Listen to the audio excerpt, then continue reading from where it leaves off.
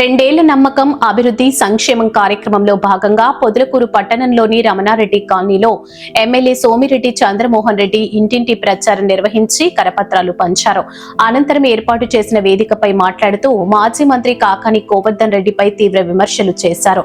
ఈ కార్యక్రమంలో టీడీపీ మండల అధ్యక్షుడు తలచీరు మస్తాన్ బాబు, పట్టణ అధ్యక్షుడు Bodduluri Mallikarjuna Naidu, TDP youth Devineni Sarath, Brahmaiah, Rohit, TDP నాయకులు, కార్యకర్తలు పాల్గొన్నారు.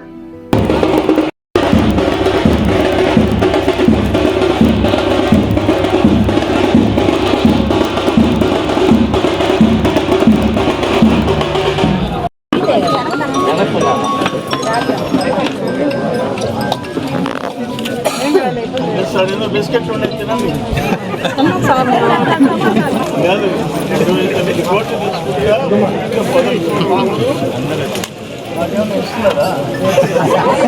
ఇక్కడ మీటింగ్ పెట్టున్నాడు కలెక్టరు, రామనాయుడు అందరూ అక్కడ ఉండరు. నేను చూసుకొని వచ్చేస్తానని చెప్పా. సరే, ఏదేమైనా నేను మీ అందరికీ ఒక్కటి చెప్తుండా, ఈ జిల్లాలో పాత జిల్లా 10 నియోజకవర్గాల్లో వైసీపీ నాయకులు ఎవరైనా నీచమైన భాష వాడుతున్నారా? ఇతను వాడే భాష వాడుతున్నారా? విమర్శించుకుంటారు. అది కూడా చాలా తక్కువ. ఎప్పుడో 2 నెలలకి 3 నెలలకి ఒక్కొరు ఎమ్మెల్యే మీద, మంత్రి మీద, ఎంపీ మీద కౌంటర్ ఇచ్చేది ఎప్పుడో 3 నెలలకి 6 నెలలకి. ప్రతి 2-3 రోజులకి చండాలమైన భాష, నీచమైన భాష, స్వర్గంలో ఉండే తల్లిదండ్రుల్ని కించపరిచే భాష, చంద్రబాబు నాయుడు గారిని అంత వయసులో ఉండే ఒక ముఖ్యమంత్రిని మీద ఈయన వాడే భాష, దరిద్రుడు, అసుదరిద్రుడు, ఎదవ, వాళ్ళ ఆయనకి పుట్టాడా, ఇటువంటి దరిద్ర భాష వాడే వాళ్ళల్లో అతని మీద తిరుగుబాటు రావాలన్నా పడలేదా అని అడుగుతున్నా. తిరుగుబాటు రావాలి కదా. అది లేకుండా ప్రశ్నించకుండా గుద్దతా కూర్చుంటే మైనస్ వచ్చినా, ఓడిపోయినా మీ తరఫున నిలబడ్డా వాళ్ళకి ఎందుకుంటుంది ఉత్సాహం? ఎందుకుంటుంది? పనిచేయాలా, వాళ్ళ కోసం పనిచేయాలా, వాళ్ళ కోసం పనిచేయాలని. కానీ నాకుంది నా కర్మ, ఆ పిచ్చి.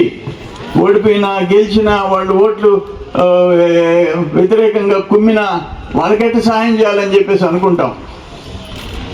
అలవాటు నాకుంది.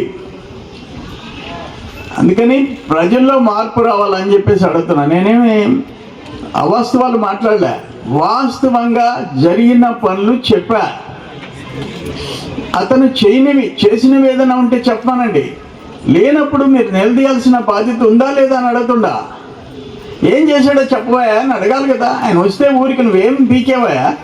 ఏం ఎడంకాలం ఎందుకు చేయలేదు, దక్షిణ కాలం ఎందుకు చేయలేదు, హాస్పిటల్ ఎందుకు చేయలేదు, డయాలసిస్ సెంటర్ ఎందుకు కట్టలేదు, వాటర్ ప్లాంట్ ఎందుకు మూసేసావు, దక్షిణ కాలం ఎందుకు ఆపేశావు? అడిగే హక్కు లేదా? వీళ్ళ చేత రాస్తారు, ఒకళ్ళు ధర్నాలు చేస్తారు. సిగ్గుందా అంట. నేను సిగ్గుందా మీకు అంట. 1.5 సంవత్సరం తర్వాత 16,400 మంది ఉద్యోగాల్లో చేరిన తర్వాత చెక్కతో కొడతారు మిమ్మల్ని. నిన్న కర్నూలు ఆ బురుజు మీద ఎక్కారు 1000 మంది ఉద్యోగాలు వచ్చిన వాళ్ళు. జాగ్రత్త అని చెప్పి వార్నింగ్ ఇచ్చారు.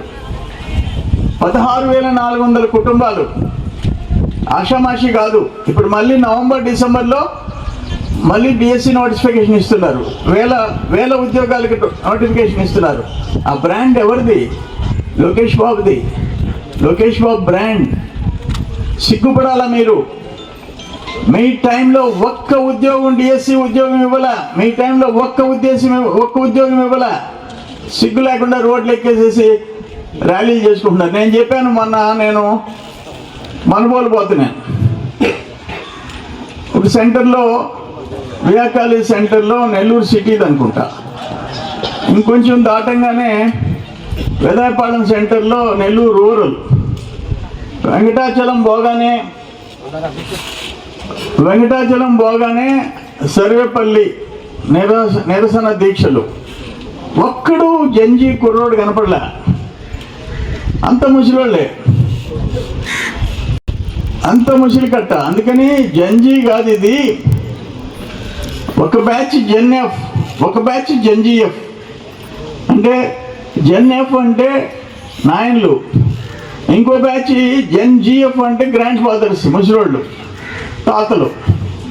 వాళ్ళని పెట్టుకొని మీరు జంజి అని చెప్పి ఉద్యోగం మీరు నిరసనలు చేస్తే మీ వెనక వచ్చే కుర్రోళ్ళు లేరు రాష్ట్రంలో. ఈరోజు లోకేష్ బాబు ఒకటి పెట్టాడు, ఆ నిరసనలో ఉండే ఒక ఫోటో పెట్టాడు, అంత ముసలి కట్ట, వేలల్లో లక్షలు వెళ్ళిపోతుంది సోషల్ మీడియాలో. అట్లా దురదృష్టకరమైన పరిస్థితి. గత 5 సంవత్సరాలు రాష్ట్రాన్ని పట్టి పీడించిన అవినీతి, దౌర్జన్యాలు, దుర్మార్గాలు. ఈయన పెద్దరెడ్డి 150 కోట్లు కాలువ పనులు చేయకుండా బిల్లులు చేయించుకుని ఆఫీసులో తిన్న పెద్ద మనిషి. 26 కోట్లు నుడాలో